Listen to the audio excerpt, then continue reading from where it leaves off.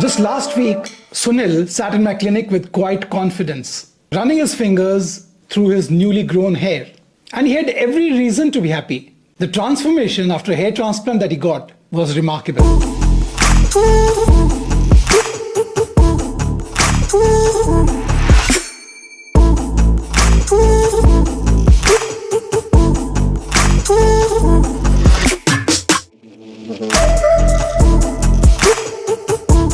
His hairline, once receding into oblivion, was now full, natural looking. His temples, which had begun to thin out, showed dense regrowth. Looking at Sunil, I thought to myself that this is the kind of success story that makes hair transplants worth the effort. But not known to me till that point, Sunil's case had a hidden twist.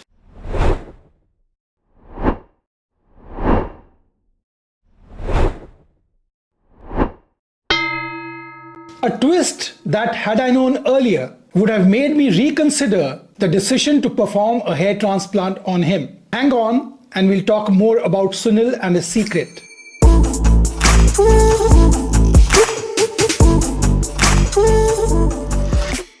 Sunil had undergone his hair transplant with me a year ago. As with all my patients, with Sunil as well, I stress the importance of taking Finasteride, a crucial medication that helps stabilize hair loss by preventing the progression of baldness. It acts as a safeguard, ensuring that the native hair does not continue to thin out while the transplanted hair remains. And during our consultation, his initial consultation before his hair transplant, when I discussed Finasteride with him, he had nodded in complete agreement, agreed to take the medication, and that's when we proceeded with the surgery. But Sunil, unbeknownst to me, has never taken Finasteride. And here he is sitting in front of me 1 year after his hair transplant and confessing, "Doctor, I never took Finasteride." And he said that rather sheepishly, his eyes all the time searching mine for a reaction. "I was just afraid of the side effects," he said. "But doctor, haven't my results turned out as expected?" What more could I have said but let out a slow breath? This was unexpected but not impossible. Getting a result, a good result,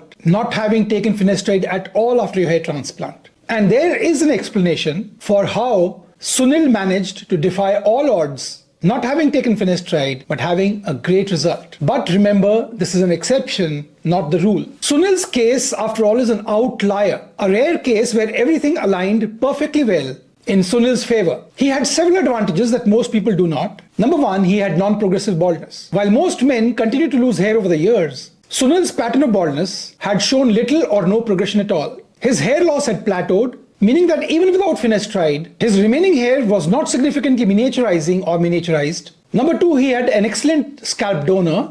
It was pristine, in fact, there being no signs of miniaturization, no signs of progressive thinning. This meant that the follicles that we harvested were of the highest quality, strong, resistant to DHT, and capable of growing permanently. And lastly, strict graft selection.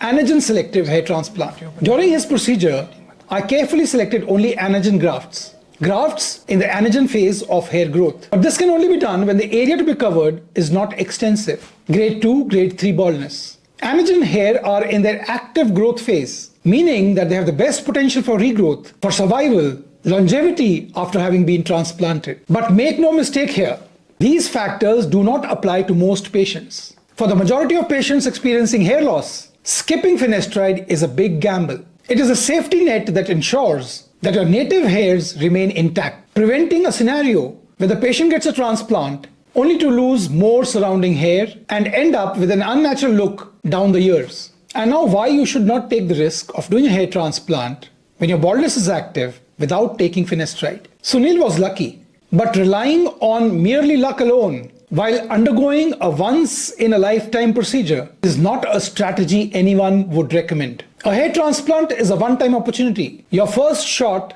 is your best shot to reset your appearance, to reset your confidence.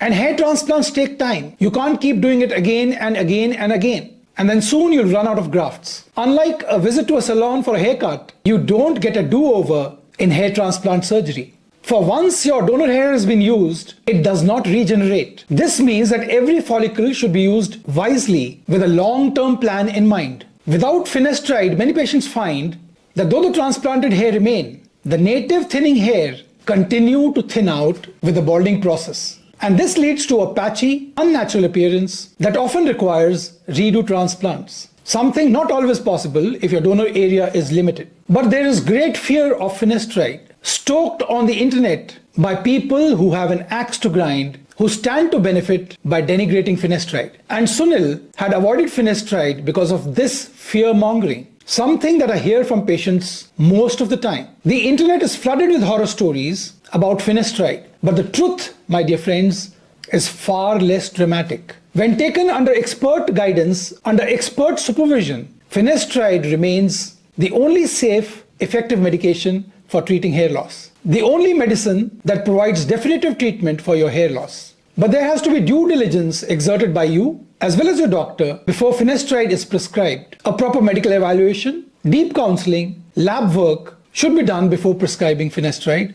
This helps to ensure that the patient is not predisposed to the adverse effects of the drug. Counseling is very important. Proper counseling helps patient understand what to expect. Many side effects like decrease in libido are reversible and they occur in a very small percentage of patients. And understanding this fact alone allays many a fear. And then the 1 month trial.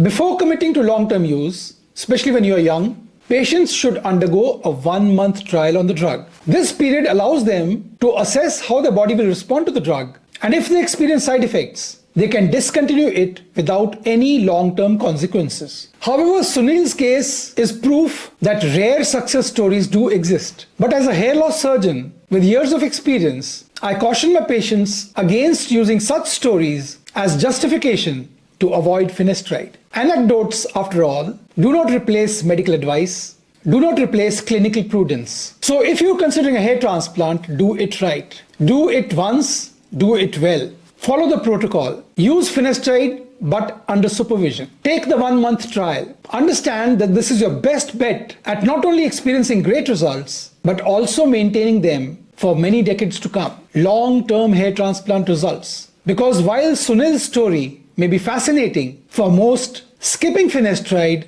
is not a calculated risk. It's a reckless gamble. And with something as precious as your hair, why take chances? So I have done a number of videos on how to take the medication diligently, wisely, and you can refer to them in the link above. And if you have any questions of a general nature, drop them in the comment section below. The description box below has several videos, links to several videos that I've done over the years. If you want a personalized consultation, join the membership, the link to which is below. And thank you for watching. Have a nice day and God bless you.